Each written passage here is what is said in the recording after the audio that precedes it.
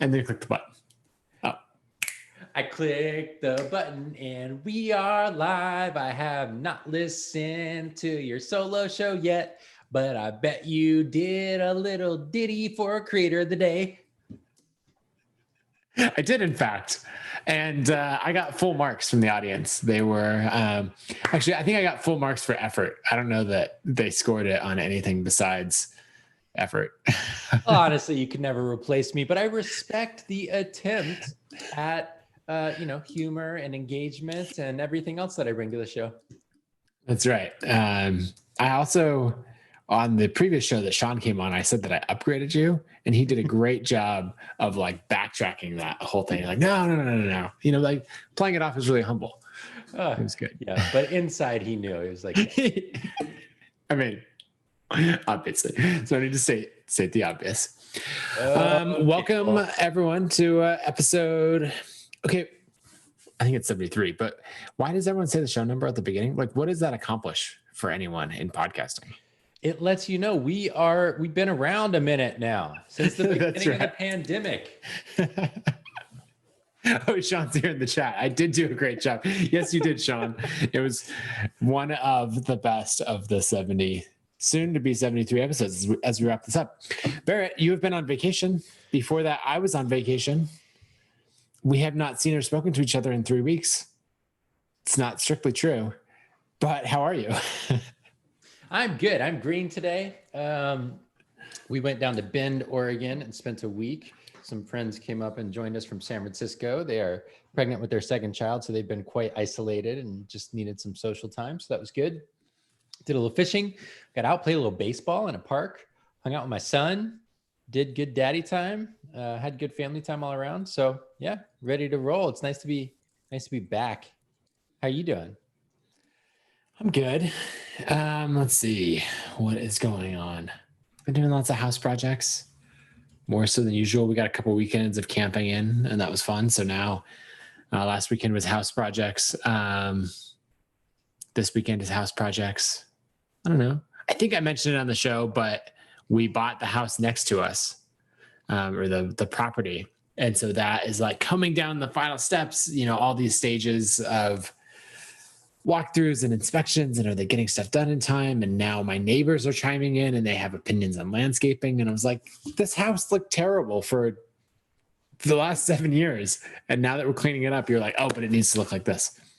All right, well, welcome to the neighborhood. So that's fun. That's probably what I'll deal with more this weekend. But yeah, otherwise I'm green. Love it.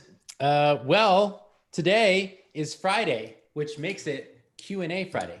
Casual Q&A Friday normally, but I had a couple meetings today, so I put on the collar. You're dressing up. Yes, you have the absence of a collar. In fact, you have a V-neck, which means you have no collar whatsoever at all.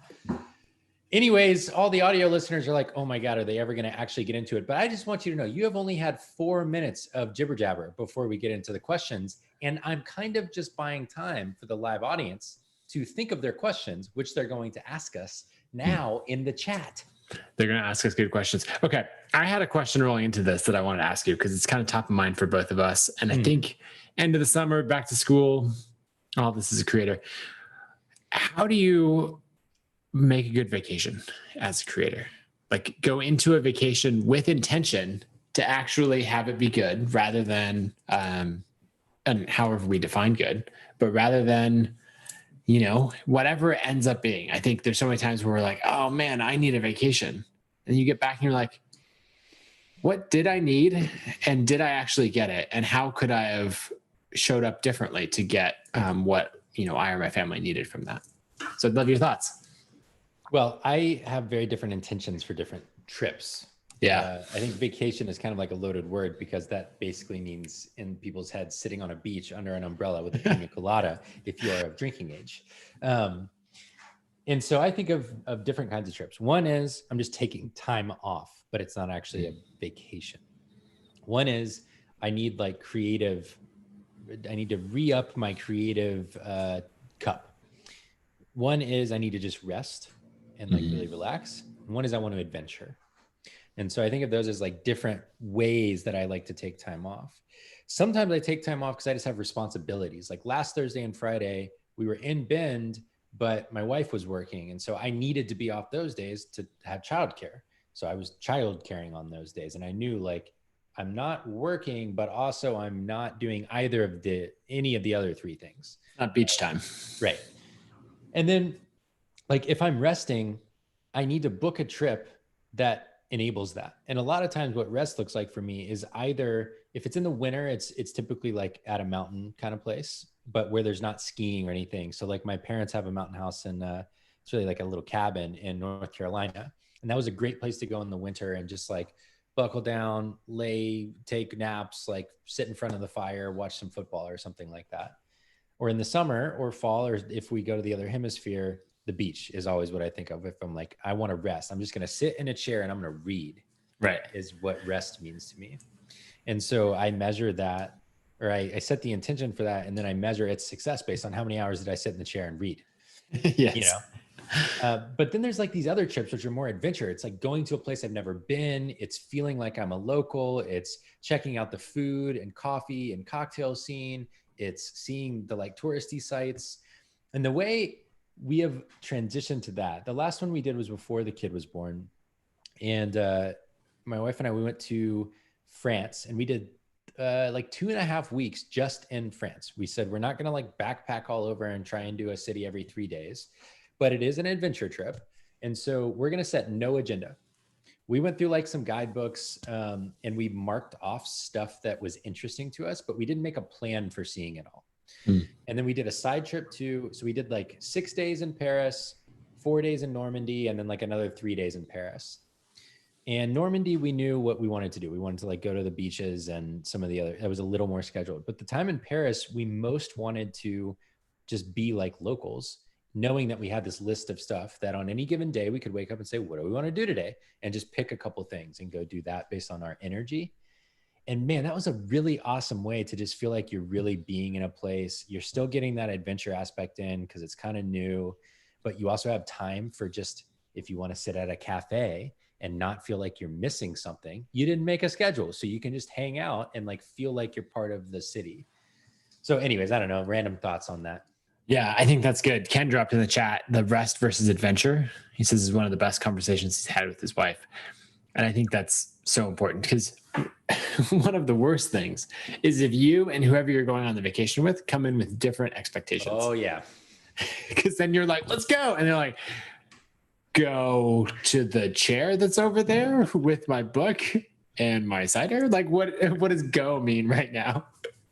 And then, so there's that. And I think that's a little more like we forget to do it, but it's a little more obvious. But there's also the other side of like setting intentions with yourself. And it's weird of like, what does success look like in this vacation? You're like, what? My whole life is goal oriented. Success looks like having no goals for this vacation. And it's like, great, that's an intention. You know, you establish that. And so like I can think of the last vacation we did was big family vacation was to Hawaii. And I had a couple of actual things, we're going for 10 days or so. And so it's like, okay, we got tons of time. I want to totally unplug from work because sometimes I'm like, no, I want to keep one eye on things. I don't want to dig out of, email and Slack debt afterwards. I want to be closer to inbox zero or something. Like I want to be in a generally good state. Right. Other times it's like, nope, I want to it's not think about work. It's like detach so much that then I can think about it as an outsider rather than an insider. So I wanted to totally detach. And then I wanted a lot of relaxation and like just a bit of adventure. I wanted to go on one really long hike and I wanted to go surfing at least twice. And then I could say like, okay, those are the things I want and whatever else happens. Oh, and I wanted to cook good food, and so then you're not like, oh man, we spent too much time in the kitchen. You're like, no. We came in with this intention of we're going to cook great food and have these meals out on the patio or those things. And it's not like I'm trying to convince people to go on hikes with me or all that. It's like, I'm going on one good hike and whoever wants to come with me can. Like I have a few friends who are really good at being the kind of person who is going to have a good time no matter what. I'm in the other camp where I'm like, well, if the circumstances are just right, and if you're as interested in doing this as I am, then like we'll all have fun. But like if you're like, hey, I don't want to do that anymore, then I get way too caught up and bummed out by that. And I really am trying to move more into like, I'm going to have a good time, and whoever wants to come along, that's great. And so setting that expectation of like, this is what I'm doing, and whoever wants to join me for this one thing, that would be awesome. And if you don't, that's totally fine. And that made for a really good, restful, adventurous vacation. So just as you're planning out time off in your calendar, which I would encourage you to try to find something, whether it's, a staycation or anything, whatever you can do. There's actually a decent number of options that you can do these days. Then I would just try to go about it with intention and figure out what you're doing in advance. Mm-hmm. Yeah, I find at least the least disappointment is if you have an intention, number one, and then you just follow through on that. Like this last week, my intention was to be a good dad and take a half day to go fly fish. Those were like the two things I wanted to do. And I did those things. And so like, was it entirely restful? No, because being a dad's tiring. Yeah. And was it entirely adventurous? No, but that wasn't the point of the week. And so I got what I went for. It was the social time with friends was kind of like the primary driving reason to go. And then these were my other things that I wanted to do. Yep. Okay. Sean asks. Sean asks, do you block off time on your calendar to create like you do with calls, or do you just fit it in wherever you find time? Barrett, what do you do? Okay, well, we both started reading the question at the same time, kind of. So I was like introing you to. Yeah, no, I totally understand. One day I'd love to be business partners with someone that I can feel like I can really connect with and finish each other's sentences. But until that happens, what do you think about this question? For now, you got me. Let's see. Honestly, Sean, I don't create much right now. And that's a real bummer. Like this show is me blocking time off to create, actually. That is one of the best things about it. I think both Nathan and I have kind of been in a state of like, there's so much to manage at the business and the meetings are so haphazard all over the place that it is really difficult to get time to create.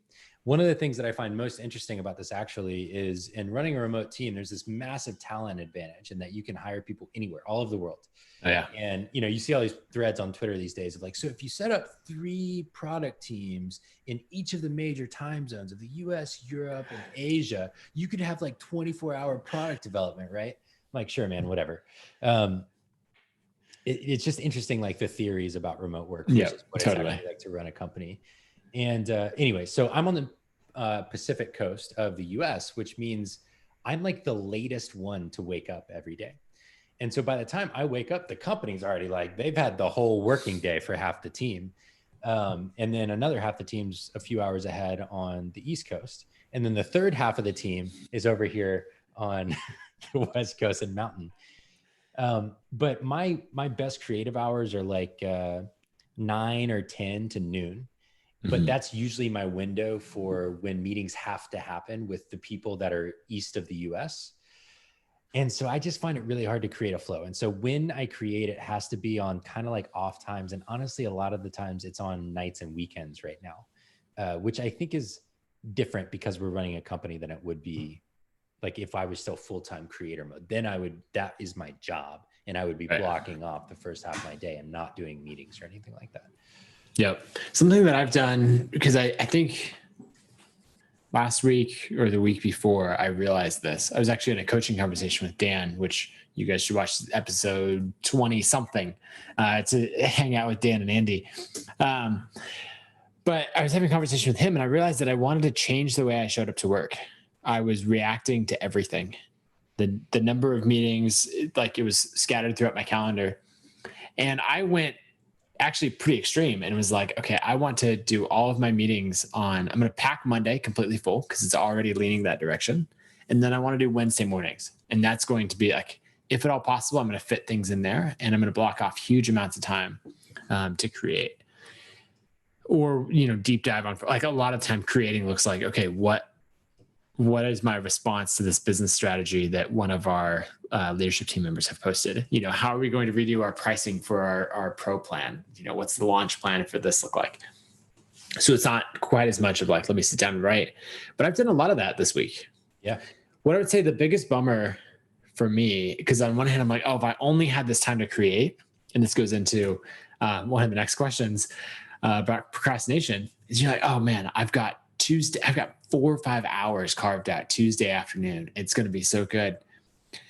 And then when Tuesday afternoon shows up and you don't deliver on your own expectations, like you totally procrastinate or you like kind of make some progress, but not really. And then things come up and then you're like, well, I have this time, so I might as well take a break, and you get to the end of it and you're like, I finally carved out that time and I have no one to blame except for myself. Yeah. Yeah. And that is the worst. And I think that is a symptom of not maintaining a creative habit. Yes. It's when I'm trying to like jumpstart the engine, when I finally get a block, I'm already behind.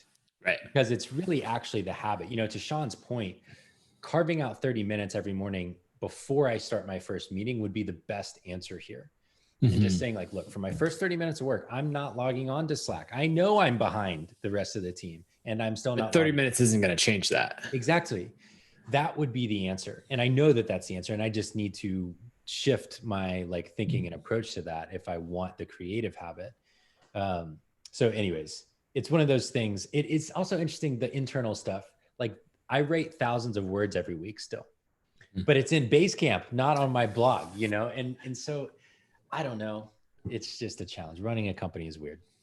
I have a few different thoughts there. One, like I'm totally working on the recurring habits of showing up, and so I use streaks. I've got my right habit. It's at 10 days in a row now. I keep breaking that streak, but then I keep getting it back. This is the time that I'm going to keep it for sure. But then, so that was one thought. Okay. The other thing is this applies not just to habits, procrastination, creative time, or any of that. Is like, if you take a step back, whenever you're frustrated, do two things. One, define the problem.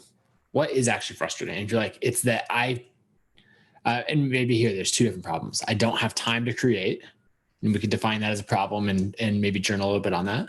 And you could go on the other side and say, when I do have time to create, it's sporadic and I feel like I can't like go from all of this to like, wow, now I'm a creative genius and let me just turn that on with the flip of a switch. So if you define that problem, then you're like, okay, that's there. Now step back and say, what advice would I give to someone else who has this problem? Your problem is super complicated. Like there's all kinds of nuance to it that no one else could understand. But if your friend had that problem, I bet you have advice for him. Yeah. And so if you step back and be like, well, what advice would I give myself? Then you're like, cool, that's pretty sound advice. Maybe you should take it. Mm-hmm. One of the things on the procrastinating question. So one of the next questions was, do we ever find ourselves procrastinating? And if so, when? And if not, how do we avoid it? I mean, the answer is yes. I think we all do. Related to these blocks of time, one of the things I find is when in my mind, I know I can't finish the thing I want to do during that block, I tend not to do it at all. And that's this like black and white thinking in my mind of, I really love the feeling of shipping something, like checking the box on it. I hate the feeling of getting halfway through it and then having to come back to it whenever I get that next block. And so sometimes I find myself thinking about what can I finish in this amount of time instead of what do I have the most energy towards. So like an example of this is, I think a lot of my writing I want to transition to publicly is just essays about deep topics. And like, I don't need to earn any money from it. I just want to write about the topics that like my friends like to talk to me about. And so when Chadwick Boseman died last week, that really got me. I mean, like really, I had to sit there and just like read about him and watch videos of him for like 2 hours past my bedtime. I like cried for the first time the whole pandemic. It was weird. But the reason is he's like a real life hero. He was like a superhero in the movies. And then he's been this like incredible creator. The roles he's played, the like on screen, the role he played in people's lives off screen, which is incredible. And it felt like this gut punch, like everything we're going through and this man dies and we didn't even know. And it made me think, did he know how much he mattered while he was here? And so I thought about writing this essay called Cherish Our Heroes, like really getting into who are our heroes and how hard it is to find heroes because people let us down so much and they have the dark side that we all have. And do we do enough to really celebrate people? so that they know how important they are. But that is going to take time. I don't know exactly what I have. I have an idea of what I have to say, but there's like structure that needs to come into it. There's probably some reading and research. Like that's not going to happen in 3 hours.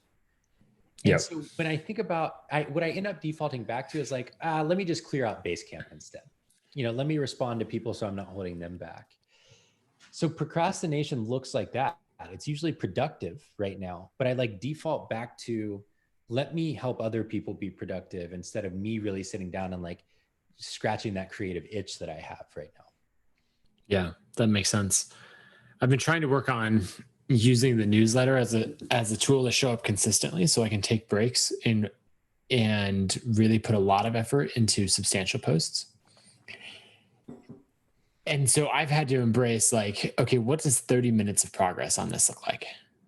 And that might be something that's helpful. I actually have this little kitchen timer right here on my desk. And so, I can just, if for whatever reason, it helps to have some intangible instead of like typing into Google or Siri, start a timer for 10 minutes or whatever. But in having that, if I set my definition for success of 30 minutes of progress, that's totally different than I'm going to get this to the point where I can send it off to someone to edit it. So when you do that, have you noticed that it feels like an eternity to focus for that long? Yeah. Oh, well, I get both feelings. And it's like, it could be a coin flip of which one I'm going to end up with. Yeah. Of either it goes by quickly or it's like, anything could have happened in the outside world by now. Like, you don't even know. Like, do we even still, I've had Slack closed for 23 minutes. Do we even still have a business? Like, has Twitter, maybe Twitter imploded during this time? I should probably just go check. It's like meditation that way, kind of, really trying to get into that flow state. It's really fascinating. Yeah, I agree with you that when I just set the timer, it feels like such a luxury to have that time and like close out of everything. So anyways, we struggle with procrastination and all of that too. The creative habit is hard to maintain when you're leading a growing team. Sean Park asked, how did it feel to cross the 2 million MRR mark? So ConvertKit's been around 7.5 years, 7.75 years, something like that. When I joined, obviously when Nathan joined, it was at 0. When I joined, we were doing right at or just under $300,000 a month. And so that was 4 months, 3 months, or 4 years, 3 months, something like that. Yep. So in that time, we've grown from $300,000 a month to $2 million a month in revenue is what the question comes from. We just passed 2 million right at the end of August. I'd love to hear what it feels like to you because you started at 0. Yeah. Well, I've been trying to do a better job of celebrating because it's so easy. And we've talked about this on the show before, but it's so easy to just blow right past it and not pause and celebrate. So I've been trying to do that. And on Monday, which is actually when we hit it, and it was funny, you have these expectations, right? You can do math. The question in here is, when does math come into play? Well, it comes into play a lot in basic forecasting of like, are we going to hit 2 million MRR on Wednesday, or is it going to take till Friday?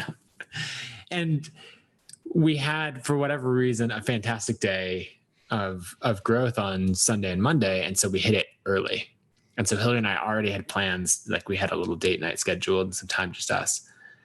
And so that was fun.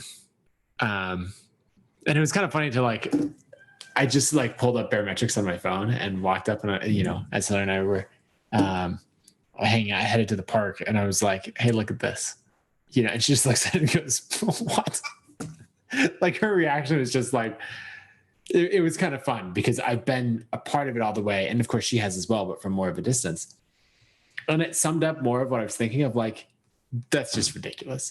And so that was fun because it's sort of like the playful response of it's so far beyond what we ever expected. The other reaction is something that you and I have talked about in a couple of calls, including one earlier today, of wanting to feel like we're in the driver's seat. And this might sound super weird for everyone listening. Yeah. But we feel like we're doing the right activities and it's not quite creating the outcomes that it should. And so we're reaching these goals not through increased effort or brilliant plans, but through a function of time. And now it's like, well, just set the clock to when we get to 2.5 million, in another year and a half or a year or whatever. So there's this feeling that I think every creator has of like, that was amazing. Let me celebrate that. But also like, did we get there in the way that we thought we would? Or was that truly my best effort? Mm-hmm. Is that what I'm capable of? Because if it is, like, that's amazing. But I also have this doubt in my mind of like, okay, but we're capable of a lot more and we're capable of doing that faster. So it's sort of this weird juxtaposition between those two things. Yeah. Yeah, definitely. I always have this feeling of like, but did we earn it?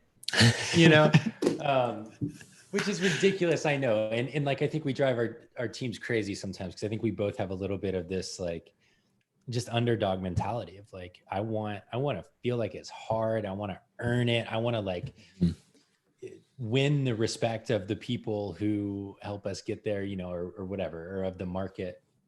And so, yeah, I think like some of it is obviously there's so much work that goes into running this company across the board. And we do a lot for the creator community. And so have we earned it? Like, yeah, without a doubt, like we've created our place here in this community and at this company. And we know we're capable of so much more. Like we know what's possible, or we think we know what's possible.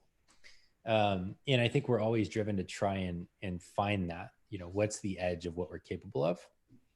And I think we're like still pretty far away from the edge of what we're capable of. Right. And so I think it's like good to both celebrate it and know there may never be a dollar amount that makes it feel like we're successful, but I think there will be a feeling of like, oh yeah, that's what it feels like to do incredible work that like we're really proud of. I think there's different areas of the business that feel that way at different times. This might be a terrible example, and so apologies to the incredible creator and athlete who's mentioned in it. But it makes me think of like Alex Honnold with Free Solo. Like he pulled off some pretty incredible things and people are like, wow, that's amazing. And he's got to have it in the back of his mind of like, yeah, but that wasn't El Capitan. Like that was practice, And so sure, that's more than what most people do. But like I know I'm capable of so much more. Mm-hmm. And so it's like that celebrating and pushing yourself all at once. Mm-hmm. Mm-hmm. Yep. Okay. Let's see. Next question. Lennon, I don't think I've ever seen you around before. So welcome. I see you watched Seth Godin's talk from Craft and Commerce on our YouTube channel this morning. That's cool. It's good talk. Lennon says, when it comes to the idea of people like us do things like this, which is one of Seth's kind of taglines, what does that look like for you guys with ConvertKit? Who are people like us for you? Maybe more simply put, who was your smallest viable audience when you started as a company? Yeah, so people like us started as, well, first it was really vague, but then once we defined it, it was professional bloggers, people trying to build a blog and earn a living from it. And that was a total game changer when we spelled it out. Now I would say it's something different. And it's not, a lot of people see it as it's made the move from like professional blogger to now all of creators. And that is true. But when we say people like us, we don't mean creators. We mean creators who are trying to have an impact, creators who are doing work that they believe matters. And I've seen this a lot in the online space where you could divide people into two groups. One is where I've discovered the internet and it's amazing of what it can do for me. And the other is I've discovered the internet and building an audience and it's amazing what I can do for those people. Mm-hmm. And so when we say people like us, like that's who we want to serve, it's that second group that we mean, who have discovered the power of audiences and they're like, this is amazing. I can earn a living from it. And I can impact hundreds, thousands, tens of thousands of people with my art, music, essays, any of those things. And that's what we mean when we say people like us. Yeah. Yeah. One of my favorite recent examples that we've gotten to highlight a bunch is a while back, I went and gave a talk at Patreon. They have a conference called PatreCon, creative, I know. And we sponsored it and I gave a talk about ConvertKit and we built an integration with Patreon. And as a like fun little, not quite a gimmick, but like a fun way to engage with the audience, I looked at people who had signed up for my talk ahead of time in the like little app, and then pulled real information from their businesses and used it in product examples in my presentation. And they were just like mind blown that I had done that ahead of time. But one of them was this woman who runs a site called Science Mom. And that day was when she became a customer. And she is now one of the leading. She's the leading by a significant margin. Okay. So she is leading in product sales on ConvertKit Commerce since launch. And she's providing like this virtual science summer camp for kids. And her timing is perfect. Like her preparation is perfect. She's got the reputation, the materials, but like everything she does is teaching kids science online. And it's just so wholesome. And at the same time, like she's earning great money doing it, which I just find to be fantastic because she's getting the overlap. Yeah. It's perfectly overlapped between timing in the market and what people need in the world, her skill set and her applied knowledge of teaching science to kids online and earning money from it. And it's just so cool seeing. So like, that's the people like us thing. Yeah. And I think the distinction is which one you put first. Yeah. They 100% coexist. Right. But which one, like, does serving your audience and creating something incredible for the world, is that the number one priority? Or is getting paid and taking care of yourself the number one priority? You can do both. You can say, like, I'm here to serve me, and everything that comes out of it, like, yeah, of course, I have to create value in order to do that. You know, unless there's, I don't know, you've all seen the sleazy ads or that kind of thing, right? There are people who aren't creating value, but it's actually hard. So you can prioritize yourself and still create value for other people. But the ones that we're talking about, like with the Science Mom, she has prioritized this value for the community so much. And then in doing so, the byproduct has been incredible value for herself and her family. Yep. Yep. Love it. Okay. Noah asked, how does your company use mathematics? Do you use any modeling or statistics? So I was thinking about a couple of things here, Nathan. One was the graph theory of automations. One is obviously our data team. And I was trying to think if there's like other examples, but maybe you get into a little bit of like the graph theory and how that went. Yeah. So something that is interesting, we have this automations product inside of ConvertKit that I think many of you have played with. And it's basically a visual way to lay out. If someone comes down here, this is what will happen next. They can branch and go out there. I'm by no means an expert or anywhere close to that on graph theory, but it's basically this idea in mathematics and computer science of how you lay that out visually and all the different circumstances and everything that come into it. And so basically the team built an algorithm to take this information and display it visually and draw the curved lines and everything. And you would not believe how much effort, because like it's super easy to draw curved lines. But then when all the dynamic content can change, the screen sizes can be completely different and everything else. Like that was a very complicated math problem. And 3 people on our team, John, Pierre-Olivier, and Brad, who are engineers who have been with us all for over 3 years, 3, 4, Brad's coming up on 5 years. You know, they just dove in and they're like, oh, this is like a textbook computer science problem, not because it's easy, but because it's like this example of this really hard thing. And they just dove in and they said like, we haven't done this before, but it's going to be great. Yeah. And it was really fun. And the result for the customers is great. Yeah, totally. 2 other areas. We have a data team who's in charge of basically just reporting back to the company what's true about what's happening. And that could be anything from like, what percentage of accounts have 0 subscribers? What percentage of accounts have less than 100 subscribers in their account? To how much money did we make this month? And so obviously there's math involved there. And a lot of that applies to things like budgeting and financial projections as well. We're just kind of starting to touch on modeling looking forward and taking kind of the historical data that we have and then projecting that into the future based on different variables. And there's some programming languages like R and Python and some other things that we can use to show, okay, if these things are true, then what do we expect to be true if these things change going forward? And that takes a lot of effort because you got to make sure your current data is right for that to be useful, or else It's kind of like the whole starting a flight. If you're like a degree off, you end up way far away from your destination. Same kind of thing if your data's off. And then the last area is in our spam prevention and fraud prevention efforts. We have a machine learning model that our team who works on fraud and spam have been training. And I won't get into a bunch of it because we do try and keep at least some of it behind the scenes so that spammers can't get a head start on us. But they're training that with real-time data. And it's not like advanced mathematics, but there are definitely mathematics involved in looking at breakpoints in behavior between what spammers do versus what a legitimate user does, and making sure that we're finding just the right line so that we're preventing all the spam, but not holding back any of our legitimate customers. So yeah, there's a lot of math and software and in data and everything. So the other thing that I would say is there's a lot of times that we'll just pull up a spreadsheet and make something, because often a projection or a question that you have, it's like, well, we can't know the answer to that, but you could know the component parts that go into it. It's like, okay, well, traffic, conversion rate, the percentage to do this, the average order value, those things.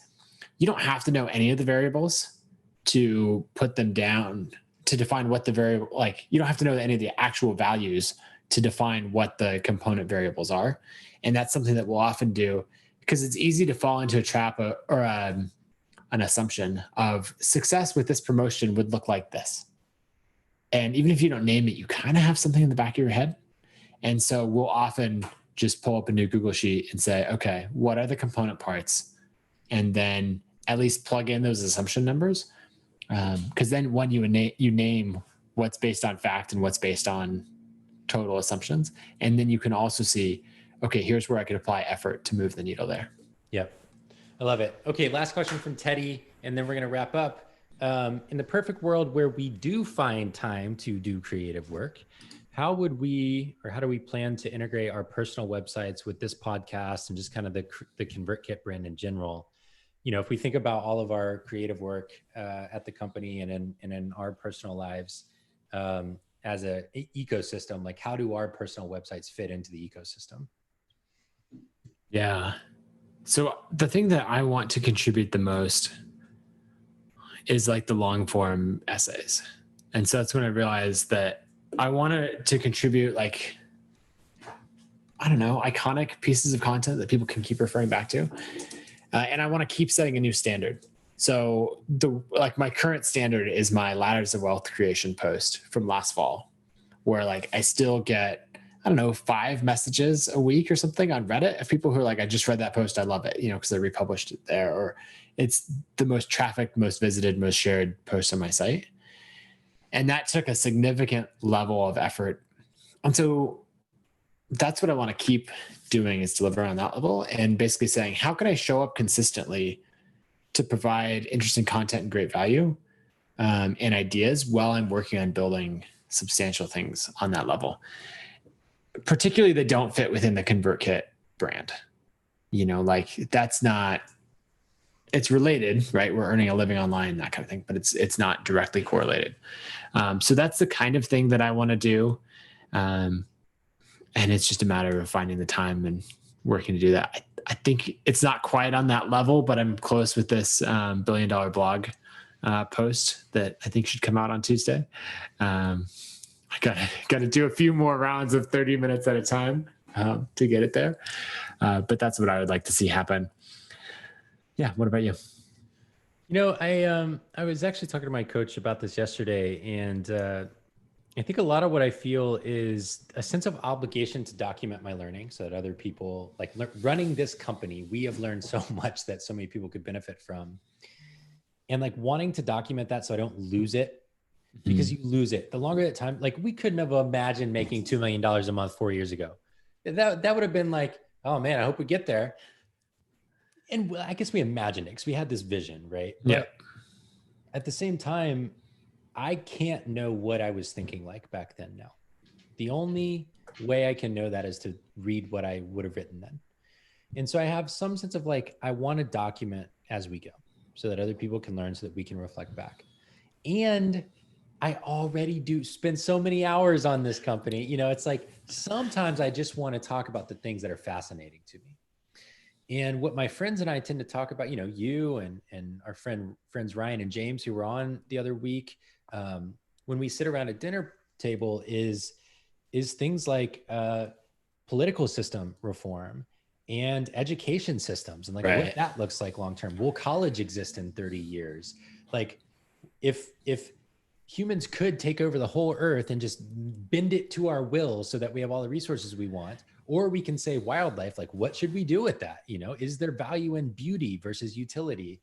Like, those are the things that I think about when I'm not on as escapes. And so a lot of what I think I'm transitioning towards is like, I don't know if there's any value to this economically speaking, but I know it's interesting. And I bet other nerds like me who think deeply about things will enjoy this if I write about it.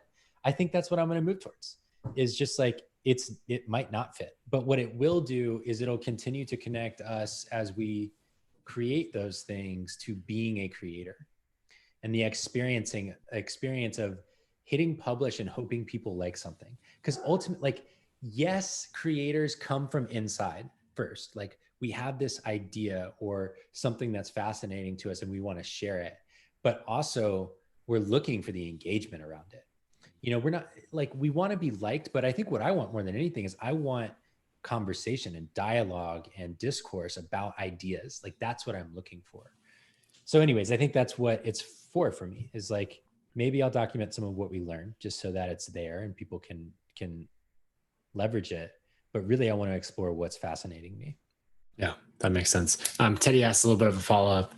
Barrett, would having a podcast menu on your site not jive with your vision of the site and this podcast?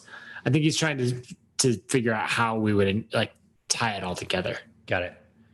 Yeah, I think a lot about that. I think about having almost like, here's my series on finding meaningful work. Here's my series on operating a company. And here's all my essays on like deep shit. And this podcast would be somewhere in that vein of like, finding meaningful work. Like, being a creator, I think, is one way to find meaningful work. And it probably should be on our sites. Yes. If I spent any time on my site, this podcast would be there and people could discover it. Maybe at 100 episodes, it'll finally be worthy of being put on our fantastic sites. So Teddy, what I'm saying is I actually should have been asking you questions about how I should be using my site to promote this podcast. Oh, okay. Man. We don't have creators of the day today. I was wondering where that was going, because I was like, Brett, I told you I don't have a creator. Okay. We don't have creators. We don't have resources. You're stuck with just the two of us and our beautiful smiling faces. Thanks for hanging out with us. We'll see you on Monday. And no, we won't see you on Monday. We'll see you next Friday. Next Friday. Labor Day, which is my birthday. What Not doing anything. Yeah. Anyways, we'll see you next Friday for another Q&A. Bye. See y'all.